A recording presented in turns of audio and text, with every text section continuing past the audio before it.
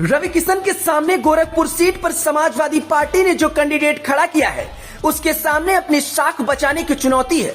बीच चुनाव के उस प्रत्याशी काजल निषाद की तबीयत बिगड़ी, हालत गंभीर हो गया, लेकिन चुनौती से न घबराने वाली काजल निषाद एक बार फिर से चुनावी मैदान में रवि किशन के सामने खड़ी है। लड़खड़ाते पैर, धीमी आवाज, लेकिन हौसले इतने बुलंद कि रवि किशन को मात देने की हर कोशिश में लगी है काजल निषाद।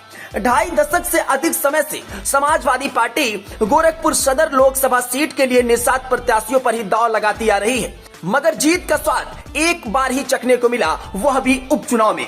वर्ष 1998 के चुनाव में जमुना निषाद के प्रत्याशी बनाए जाने के बाद से ही अभी तक निषाद बिरादरी पर पार्टी का भरोसा कायम है।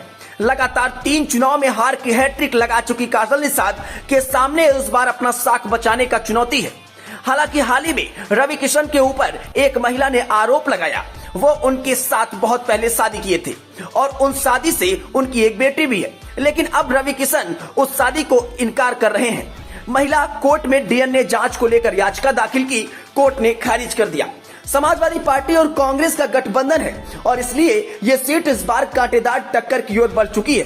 सबसे पहली बात यह है कि गोरखपुर में निषाद बिरादरी ज्यादा है। समीकरण यह है कि काजल निषाद भी निषाद बिरादरी से आती हैं और ऐसे में निषाद वोटर को क्या काजल निषाद लुभाने में कामयाब हो पाएंगी, एक बड़ा सवाल है।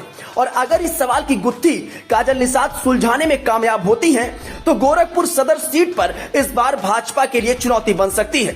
गोरखपुर सदर लोकसभा क्षेत्र में कुल 20.74 लाख वोटर हैं। इसमें कंपियरगंज विधानसभा में 3,90,000, पिपराइच में 4,10,000, गोरखपुर शहर में 4,68,000, ग्रामीण में 4,22,000 और सहजनवा में 3,82,000 वोटर हैं।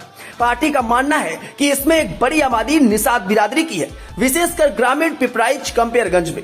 मुस्लिम और यादव वोट पर पार्टी अपनी पकड़ मजबूत बनाती है। पार्टी को उम्मीद है कि वो चिल्लू पार से 2022 के चुनाव में सपा प्रत्याशी रहे पूर्व विधायक विनय शंकर तिवारी और उनके परिवार के जरिए ब्राह्मण का भी वोट बैंक अपनी तरफ खींचने में कामयाब होगी। Bureau report, top 24 news.